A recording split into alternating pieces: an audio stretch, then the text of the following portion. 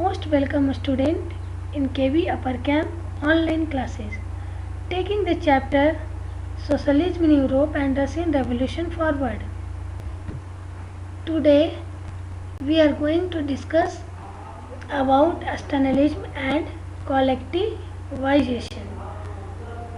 What do you mean by Stalinism? The time period when the Russian Communist Party was headed by Stalin is generally called Stalinism. His idea dominated the USSR. That period came to be known as Stalinism. It means after the death of Lenin, his idea dominated the USSR.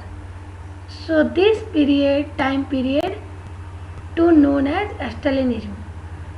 Basically, idea of Stalin known as Stalinism. It considered that basically Lenin established the socialism in Russia, but Stalin making the socialism in Russia. Then second word is collectivization. What do you mean by collectivization? Combining land of various farmers and then performing the agriculture activities as collective basis, that is called the collectivization. Why Stalin adopted collectivization in Russia or reason for collectivization in Russia? By 1927-28, the towns in the Soviet Russia were facing an acute problem of grain supply. It is a major cause for collectivization. Many towns faced an acute problem of grain supplies. The government fixed price at which grain must be sold. So demands increases for food, but supply of food limited. So government fixed price at which grains must be sold, but the peasant refused to sell their grain to government buyers at this price. But peasant refused to sell their grain to government price. That is a reason for collectivization. Stalin believed that rich peasants and traders in the countryside were holding stocks in the hope of higher price. Speculation had to be stopped and supplies confiscated. In Russia, rich peasant known as a word of kulaks. Kulaks is a word of Russian language. It means rich peasants. Kulaks.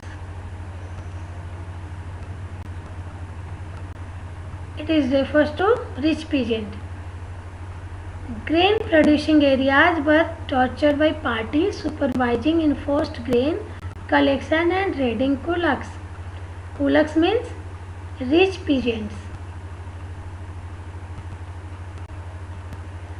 Despite all this, shortage continued. All these efforts failed and food shortage continued. Argument was given that a small size of holdings was also a reason for grain shortage. These small sized peasant farms could not be modernized to develop modern farms. Farms should be run on industrial lines with machinery. It was necessary to eliminate kulaks, establish state-controlled large farms.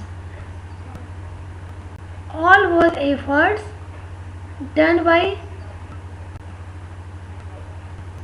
socialist government in Russia for collectivization, but many problems faced during collectivization. From 1929, the party forced all peasants to cultivate in collective farms. Kolkhoz, collective farms known as kolkhoz in Russian language.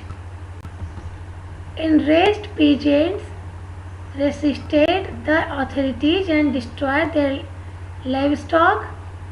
Those who resisted collectivization were severely punished. Many were deported and exiled. In spite of collectivization, production did not increase immediately.